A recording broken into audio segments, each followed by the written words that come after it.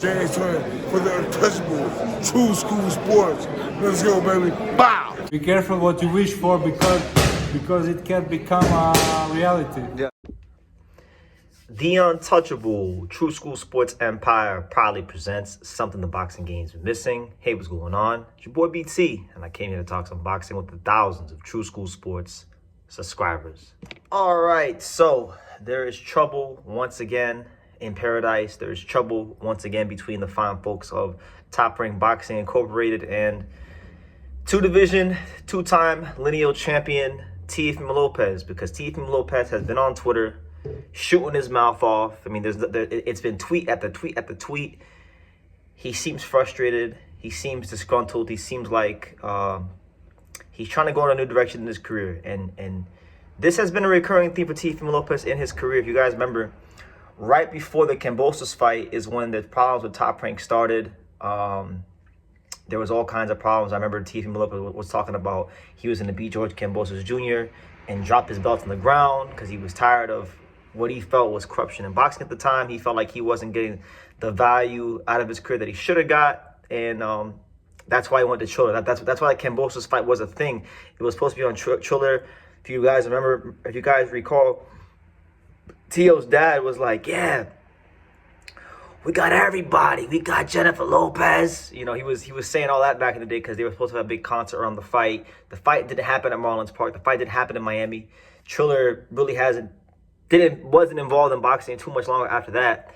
And he returned to Top Rank, and really and truthfully, he hasn't been able to ever really capture the momentum of his career. Not just since the Kambosos fight, but since that whole Triller thing happened. Once he made that move to try to go to Triller and pissed off and kind of ruined that relationship with Top Rank, his career has never, ever quite got back on track the way it was before that time. So he's frustrated. He's disgruntled, and he stated in a series of tweets that pretty much he wants a buyout. He's looking for a buyout number. He wants to know how much it would cost in money to get out of the contract. He feels like he brings a lot of value to the table because he holds the highest viewership on ESPN and ESPN Plus, combined at 4.8 million viewers, which, you know, I haven't checked those numbers, so I'm not sure how accurate that is, but, you know, that's pretty high. The first fighter athlete to have a Budweiser sponsorship, Bud Light sponsorship, in about 10 plus years. He also stated that because he brings investors and partners to the table of major corporations such as Essential Water, Nesquik, Beats by Dre, Odd Sox Official, Bud Light, Grant Worldwide, he feels like because he has a bunch of high-level corporate partners and investors, this actually validates his value as a fighter. Which, in my opinion, to be honest with you, I think he's got a point there.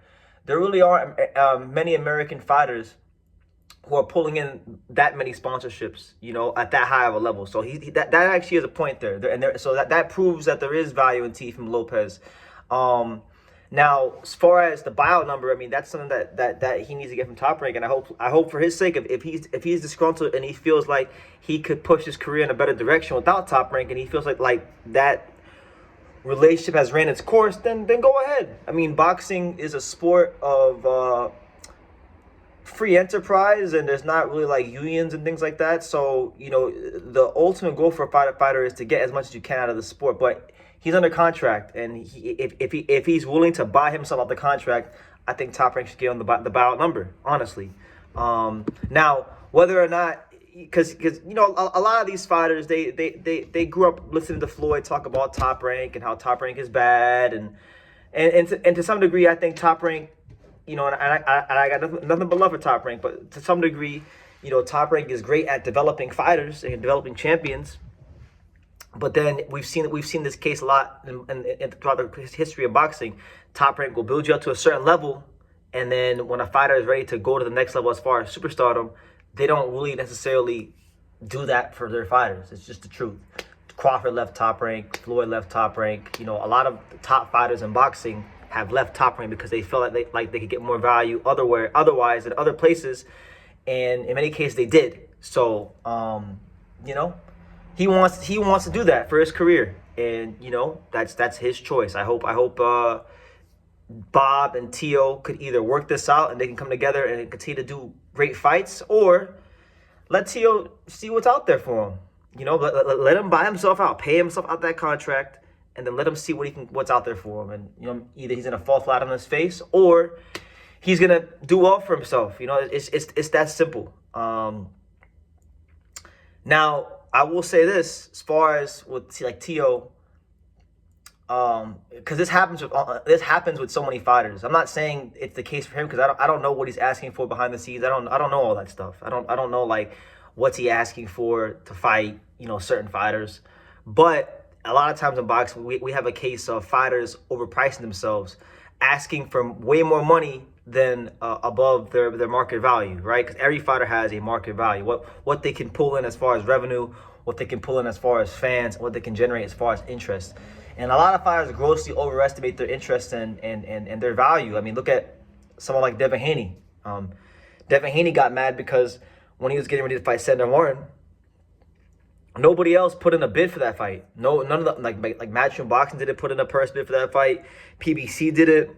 Golden Boy didn't. Only the fine folks at Top Rank put in a purse bid of $2.42 million. Devin Haney Promotions didn't even put in a purse bid for that fight. So that's kind of crazy. So a lot of fighters overestimate their value, their market value, and then they go and they find out that they're not really worth as much as they think, and they take the fights that are offered because they understand that in some cases they're actually getting overpaid, not underpaid. So I say all that to say this. I hope Teofimo Lopez can get his career not just back on track, but like even better than back on track, better to where it was before this whole like Top Rank thing and Triller thing happened years ago. Because I just remember it. I remember Teofimo Lopez seemed like he was on the trajectory at one point in time for a moment in time to be the face of boxing in America. Really and truthfully, like when he beat Lomachenko and when he had knocked out Colmay and all that stuff, I thought Teofimo Lopez was going to catapult himself into becoming the face of boxing in America for a brief moment in time. And then that's when, you know, he was feeling himself a lot, and he took the Triller money and was going to fight at Marlins Park, and it never happened. And that's when things were never the same. I vividly remember being in the gym with Teofimo Lopez back in 2021 and his dad when I was there to go interview them one day and then go see one of my friends that was a sparring partner, Dominique Francis. I remember they were just going back and they were just going off about the industry of boxing and how they were getting mistreated, and you know, eventually the Triller thing ran its course and they had to go back to Top Rank, right, and to take that Top Rank money. And, you know, it's been a lot of up and down performances for Teofimo Lopez, but it seems like he's turning a new leaf. He's with Eddie Reynoso now, so we've got a new voice in his corner, a more experienced voice in his corner to probably get some new things out of him. So I like that for him. He also announced himself on Twitter that apparently he's getting a divorce from his wife, which, you know, truth be told, most people out there don't like his woman, you know, and at the time, back then when they got married, that was like a contentious thing. Even his dad didn't show up to the wedding, and that was a big thing in the media, so that's ending. He's got Eddie Reynoso in his corner now. He's trying to turn a new leaf promotionally as well. So we could be heading into a new era of Teofimo Lopez. I'm looking very forward to seeing what's ahead for him because he, as far as I'm concerned, he's still a lineal champion at 140. So he is the man who beat the man. And if you want to be anything at 140, you got to beat Teofimo Lopez. So I'm looking forward. Hopefully this Matias fight they were talking about still gets done. It's still going to happen. I want to see it. And maybe even a fight at welterweight at 147. He's talked about being a welterweight world champion and obtaining and capturing welterweight glory. I want to see if Teofimo Lopez do that because right now, as it stands, he's 27 years old. He'll be 28 this July.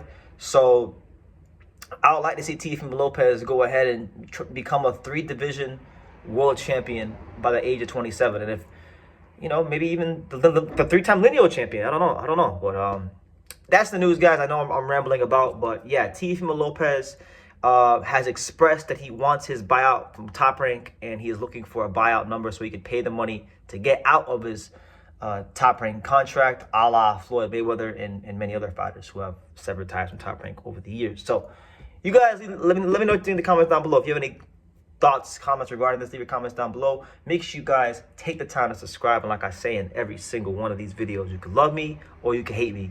But I'm just a kid from Daniel. So until next time, take care, guys.